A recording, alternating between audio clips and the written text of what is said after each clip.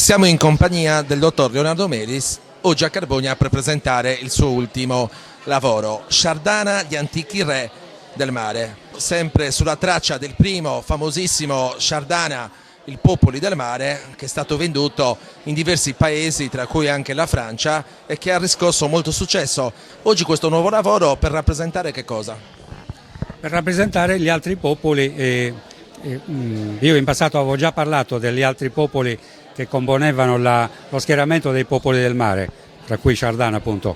Quest'anno abbiamo ampliato il discorso ad altri popoli che appartenevano alla stessa etnia, ma che erano oltre Europa, nell'Atlantico, e quindi oggi, lo anticipo chiaramente, parleremo dei Guanches, questa etnia scomparsa e massacrata dagli spagnoli nel 1600 d.C. Insieme a questi ci saranno altri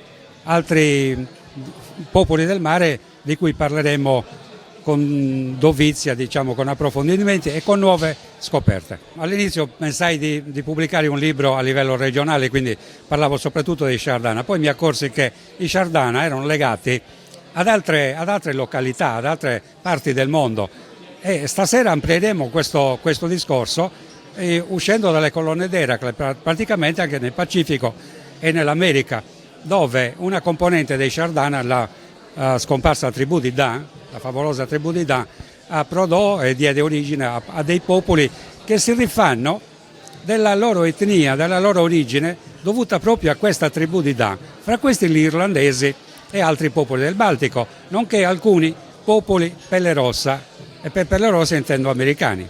Le sue ricerche sono ormai conosciutissime, apprezzate in molti ambiti. Cosa rappresenta per lei la ricerca e per quale motivo parlare della storia della Sardegna in questi termini? Una storia molte volte non abbastanza valorizzata e conosciuta attraverso i canali ufficiali. Mia moglie fa l'insegnante.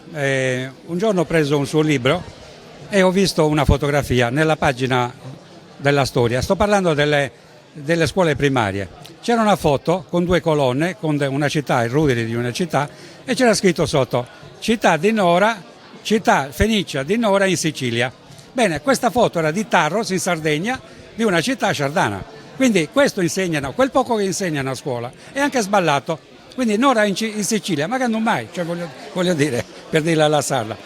Quindi non c'è alcun insegnamento. Qualche volonteroso, fra cui Leonardo Melis, qualche volta viene invitato da insegnanti generosi, da professori generosi, e ha provato a fare delle conferenze a scuola, al liceo, ma anche addirittura alle medie, se non alle elementari.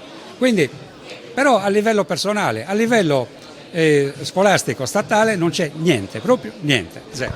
Quanto costa il libro e dove si può acquistare? Allora, il libro al solito ha tenuto il prezzo ribassatissimo, un libro che si vende di solito intorno ai 40 euro, l'editore lo vende a 15 euro.